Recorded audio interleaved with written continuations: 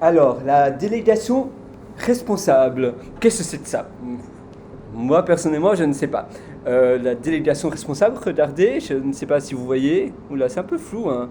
Euh, voilà, c'est la détection des visages et des trop plans, donc ça fait flou. Oui, bon, peu importe. La délégation responsable, vous, en fait, dans votre vie, c'est important de faire preuve de délégation responsable.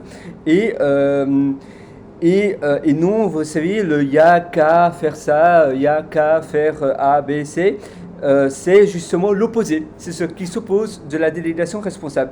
Il y a justement les sept, je ne sais pas si vous l'avez lu, mais c'est un livre très connu. Ce sont les sept habitudes de ceux qui veulent changer. Oula, je ne vois pas très bien, c'est petit.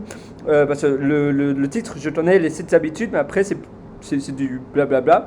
Les 7 habitudes de ceux qui veulent changer tout ce qu'ils entreprennent. Et c'est vraiment le livre, vous savez, c'est de Stephen Covey.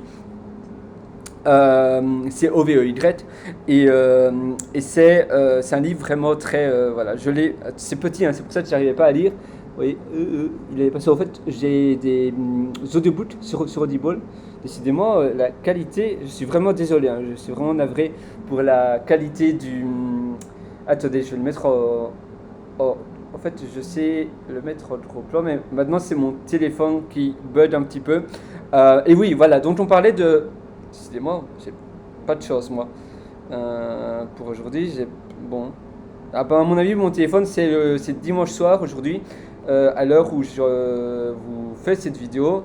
Et à mon avis, mon téléphone est assez fatigué après la dure semaine. Ah, voilà, maintenant on voit.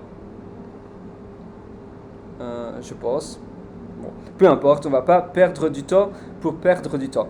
Donc, et justement, lui aussi, il parlait de délégation responsable, donc l'importance de déléguer des tâches de manière vraiment mature, de manière même à ses enfants, etc., de manière mature aux gens. Qu'il faut leur faire confiance, il faut faire confiance aux gens et il ne faut pas dire il n'y a qu'à faire ça, il n'y a qu'à faire ci, etc. Donc il appelle ça le yaka. Et le yaka, c'est souvent on dit à quelqu'un ah voilà, tu peux tondre la pelouse, il n'y a qu'à prendre la tondeuse, il n'y a qu'à faire avec la tondeuse et c'est fait. Non, non, il faut vraiment en fait, confronter la personne devant le problème et le faire questionner. Sinon, il y aura des problèmes de partout. Ça veut dire, voilà, vous devez lui dire, ah, allez, hop, pour une personne qui n'a jamais tondu de pelouse ou qui n'a pas de jardin, ça arrive aussi, allez, hop, tu vas tondre la pelouse, mon fils, mon enfant, ou vous parlez à un employé, etc. Et voilà, vous confrontez vraiment cette personne devant son problème. Donc tu vas dire, ah, et comment on tond une pelouse avec une paire de ciseaux? Vous allez dire, non, peut-être pas une paire de ciseaux.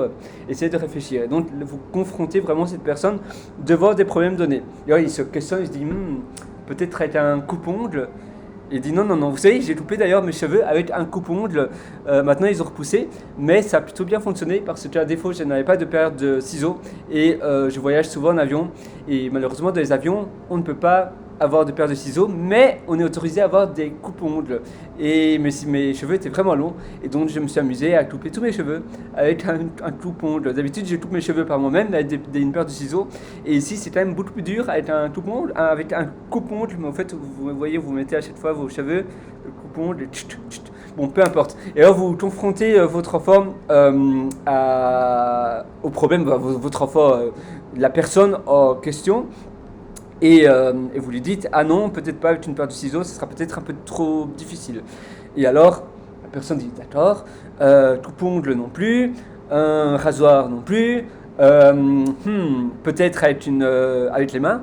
Et vous dites non, non, non, essayez de trouver un autre outil, va voir avec moi dans le garage, dans le chalet, dans l'abri, et on va voir les outils qui sont disponibles. Et alors à nouveau, vous confrontez cette personne devant les problèmes et devant les possibilités que la vie lui offre. Ici, c'est évidemment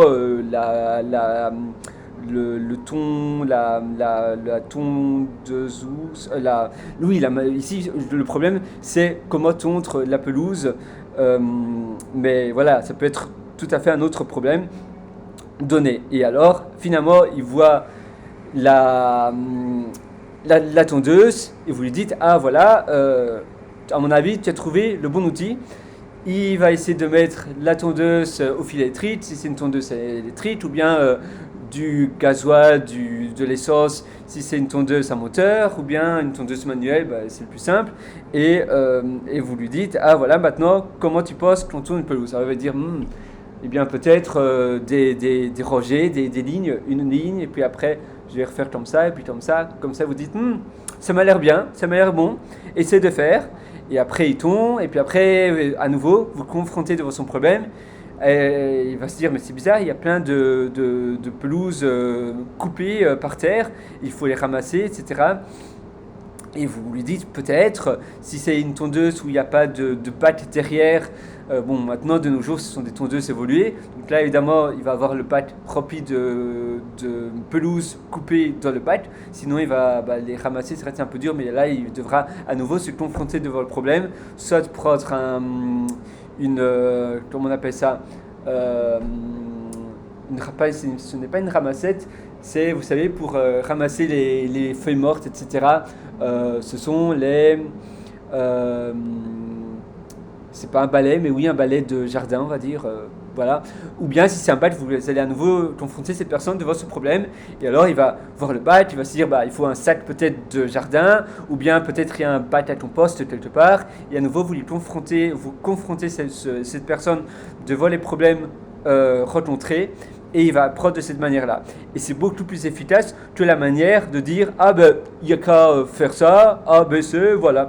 Et il ne va pas vraiment apprendre de cette manière-là. Donc vous devez vraiment le mettre en confrontation. Et c'est ça la délégation responsable. C'est vraiment le rendre responsable de son boulot, de son job.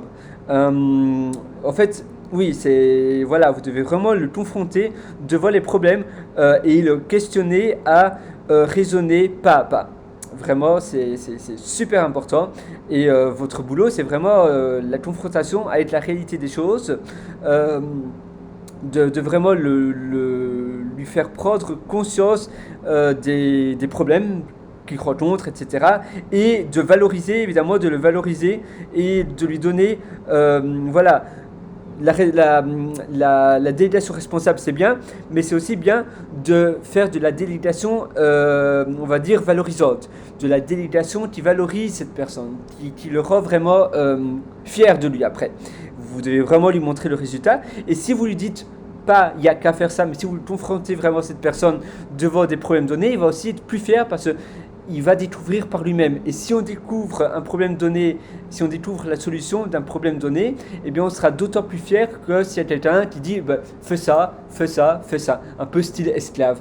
Non, justement, la délégation responsable, c'est l'opposé de l'esclavagiste. C'est l'opposé de dire maintenant ramasse-moi ça, maintenant va là, maintenant va récupérer ce truc-là. Maintenant, non, c'est tout sauf